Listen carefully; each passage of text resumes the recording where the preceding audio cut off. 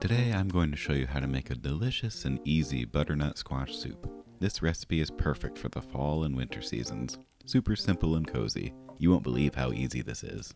Here you go. To start, you'll need 1 butternut squash, about 2 pounds worth, 1 onion, and garlic. Fresh garlic I think really makes a difference here instead of the pre-minced garlic, but minced garlic will work too, just a less robust flavor. Whoa. Peel the onion and chop into large wedges, plus some additional chops looks like. These are optional. For the squash, peel off all of the skin, chop off the ends, and then split it down the middle. I got some help today to split the butternut squash. Man, my son is getting really good at chopping. There you go. Once split in half, scoop out all of the seeds and squash innards and discard. Take these cleaned squash halves and cut up into cubes.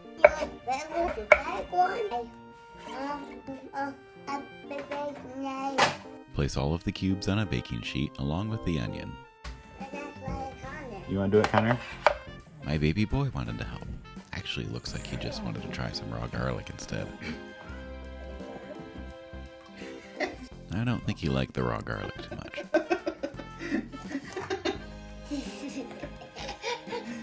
I forgot to record smashing the garlic with my hand and the cloves with my knife to peel the skins, but get around 4 cloves of peeled garlic and add those to the baking sheet as well.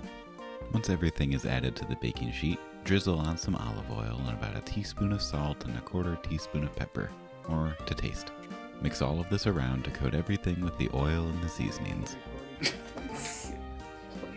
After everything is oiled and seasoned, put into an oven that's been preheated to 425 degrees Fahrenheit for 35 to 40 minutes, until everything is nicely roasted and the squash is fork tender. Add all of the roasted veggies directly to a large pot, along with 4 cups of chicken stock. Swap to vegetable stock if you want to keep it completely vegetarian or vegan, but I think the flavor of chicken stock is better for this. Heat this mixture up to a simmer and let simmer for about 5 minutes. After simmered, use an immersion blender to puree everything and make the soup nice and smooth. You could use a blender instead in batches, though I do think an immersion blender is just a lot more convenient for tasks like this. I'll leave a link in the description to the one I'm using here in this video. At this point, if the soup seems too thick, just add in some more stock until it's the consistency that you like. You might find that you have to go all the way up to 6 cups to get that. Just depends a bit on how big your butternut squash was and your preference to the thickness of the soup.